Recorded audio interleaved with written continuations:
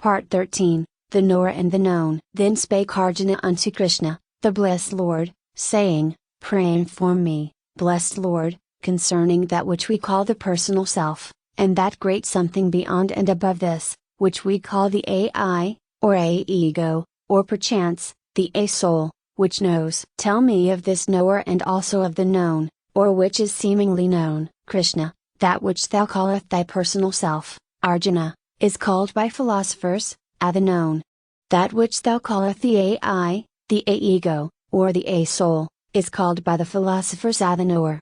And remember this, O Prince, that I am the knower of the known in whatever form it may appear and manifest. This understanding of the knower and the known is esteemed by me as wisdom worthy of attainment. Now, listen to my words, while I inform thee of the nature of the known, what it resembleth, what are its various parts, from what it proceedeth, and also what is that which knoweth the known, and what are its characteristics. Briefly will I state it that which has been sung by the sages in various chants, and which appeareth in manifold verses of the sacred writings, with many reasonings, arguments and proofs. The personal self is made up of the 5 Mahabhuta, or principles, known as follows, by the teachers: ahankara, or the consciousness of personality; buddhi, or understanding or intellect; of actum, the unseen vital force; the 11 indriyas, or sense centers; and the 5 indriya gokra, or sense organs. Then cometh ikka and cha, or love and hatred; sukha and dukkha, or pleasure and pain; chitta,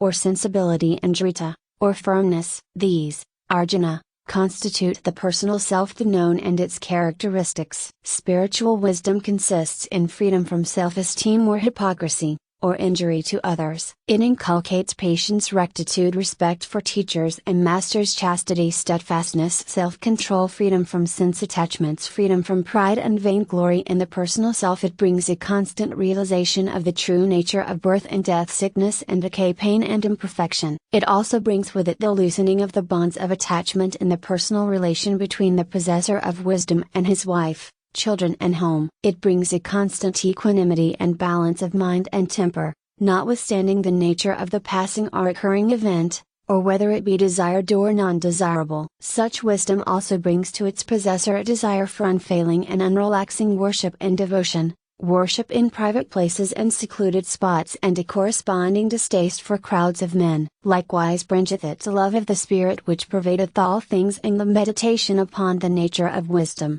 and the goal awaiting its possessor, or traveler upon its path. This is what is called by philosophers, jnana, or knowledge, as contrasted with ajnana, or ignorance. Now, will I inform thee what is called jnana, or the object of wisdom, for the right knowledge and understanding of which thou shalt enjoy immortality. This object of wisdom is that which the teachers and philosophers call Brahma, or universal life. The universal life hath no beginning, and can be called neither being nor yet non-being. In the midst of the world it dwelleth, and envelopeth all the universe even to its utmost ends. In itself free from every organ and sense, yet doth it manifest through every organ and sense in all the universe. Unattached and free, it containeth all things within its nature, and free from qualities or attributes, yet doth it partake of the knowledge of all qualities and attributes. Within and yet without, inside and outside it is. And inanimate and animate is it, movable and non-movable,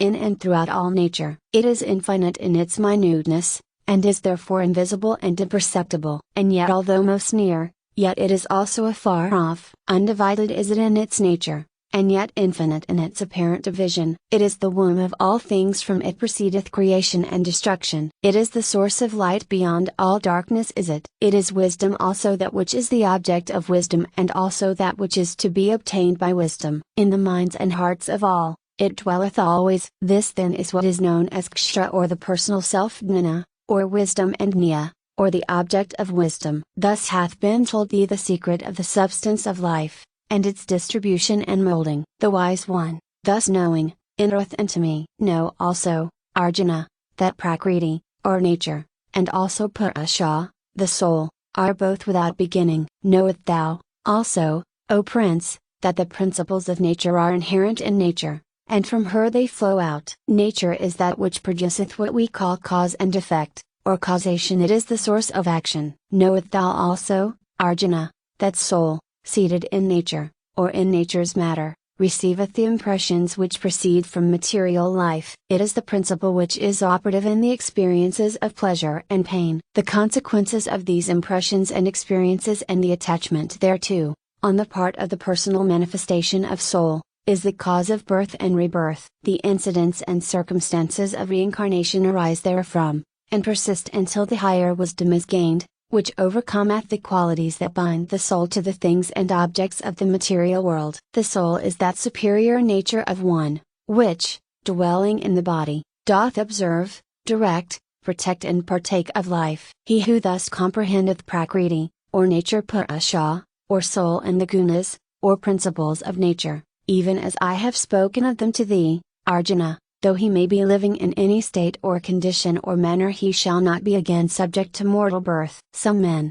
by means of meditation, behold the universal soul within nature, the soul within the body. Others attain the perception by means of renunciation of action, and others, still, by the service of right action. Others there be who have not discovered this truth of themselves, and in themselves, but have heard the doctrine and teachings from others, and thereafter heed the same and respect it and attend unto it. Yea, I say unto you, O Arjuna, that even these last, if they manifest earnest faith and attention, and observe the truth thus obtained by them, even they shall lay the foundations of immortality, and pass beyond the gulf of death. Knowest thou, O Prince of Pandu, that everything that is created, be it animate or inanimate, is produced by the combination of soul and nature, the knower and the known. He who seeth the universal soul immanent in all things imperishable, although in all perishable things verily, indeed such a one truly seeth. Seeing the same universal soul immanent in all things, he avoideth the error of identifying the self with the lower principles,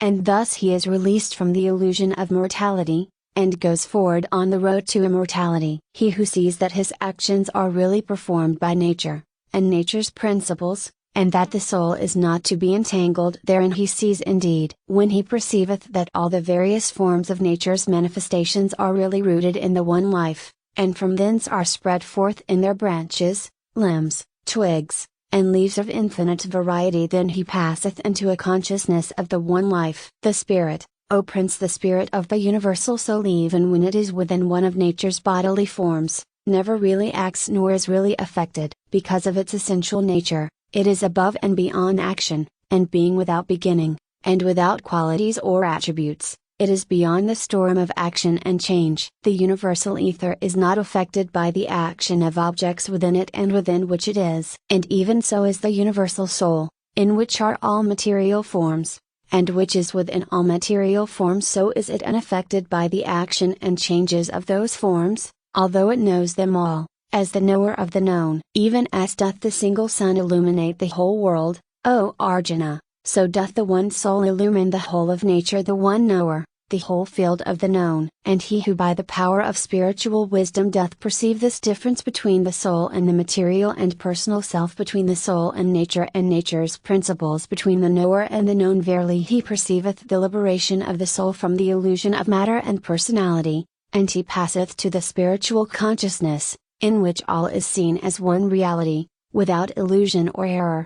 Thus endeth Part 13 of the Bhagavad Gita, which Part 1, called the Knower and the Known,